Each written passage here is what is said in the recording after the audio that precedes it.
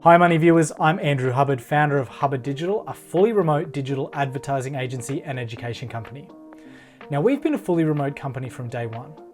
And with everything that's going on in the world at the moment and workers everywhere moving from an office environment to working from home or working remotely, I've been getting a lot of questions about how to make that transition a successful one. Particularly, I've been getting questions from employees about how to succeed in a remote environment.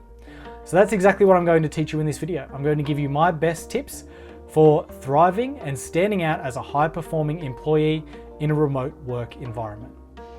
So tip number one is to clearly define your work schedule and stick to it. One of the first things that happens when people move from an office environment into working remotely is that the lines between their work time and their personal time get blurred. This is a situation that you really want to avoid, and setting solid work hours and communicating them early is the best way to avoid this. What this does is it helps you avoid those situations where you might get messages that say, hey, can you just do this one quick thing for me, when it's actually outside of your normal work hours. As an employee, it's really easy to feel pressure to log on and complete those tasks when a colleague asks you to, or particularly when your boss asks you to, even though it's not inside your work hours.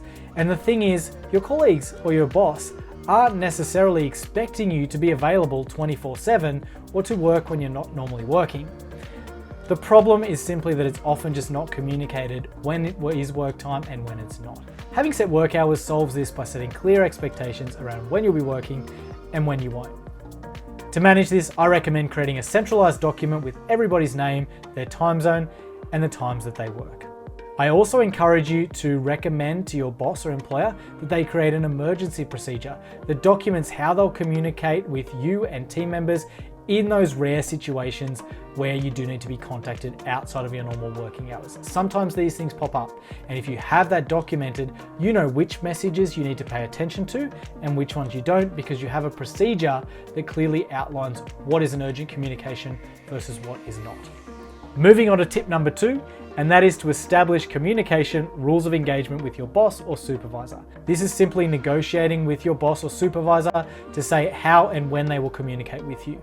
One example of this is maybe you will say, hey, I would really prefer to do calls between 9 a.m. and 3 p.m. only, because that's when my house is quiet. Before and after that, my family here, it can get quite noisy. So if we can keep calls between 9 a.m. and 3 p.m. wherever possible, that would be great.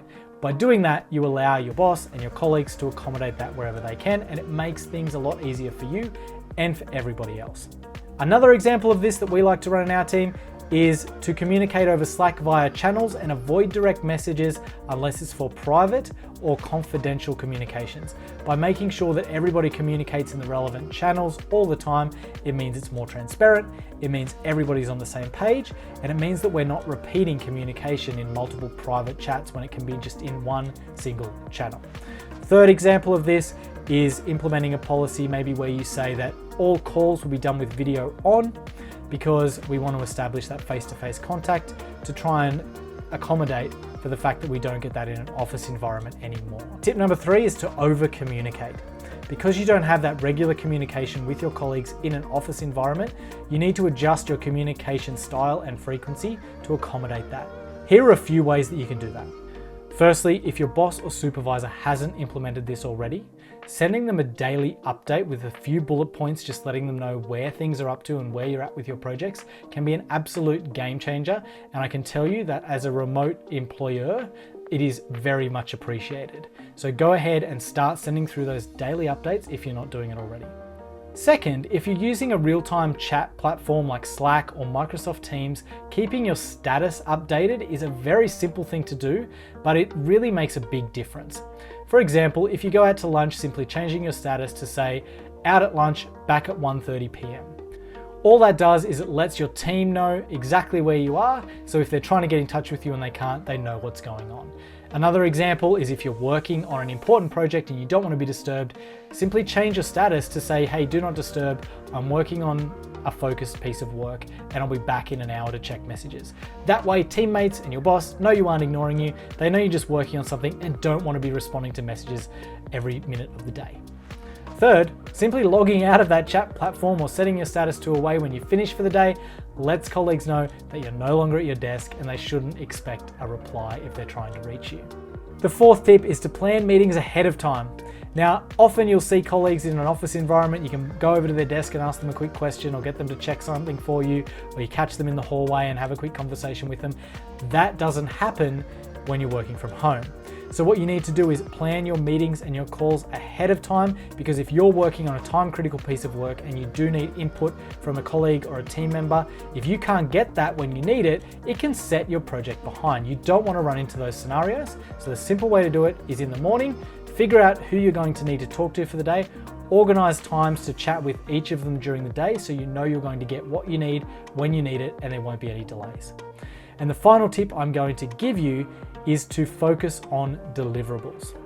Now, when you move to a remote environment, you move from an office where your boss or supervisor can see you there every day, busy, working hard, to a place where they can't see that. They don't know exactly what's going on. And often with bosses and supervisors who aren't experienced in managing a remote team, they might feel a bit nervous or a bit uneasy about a potential drop in productivity or output when their team is working from home, even though that's actually not the case, and studies show that productivity actually increases versus decreases. Now, the way to combat this is to simply send through deliverables more frequently. For example, if you spend 3 days working on 3 different projects but don't actually complete any of them, it might look to your boss or supervisor that your productivity has taken a nosedive, when in fact that's clearly not the case. So a way to get around this is to simply work on one project at a time and focus on getting deliverables completed. Or if you can't do that, simply sending those daily updates that I mentioned to let them know where you're up to, what the status of each project is, and when you expect completion of each particular deliverable, so that they know exactly what's going on. It puts their mind at ease and it keeps things running really, really smoothly. So I hope you found this video helpful. If you enjoyed it, or if you've got any questions, drop them in the comments below. Or if you think this will help a colleague or a friend, please make sure you share it with them. Thanks for watching.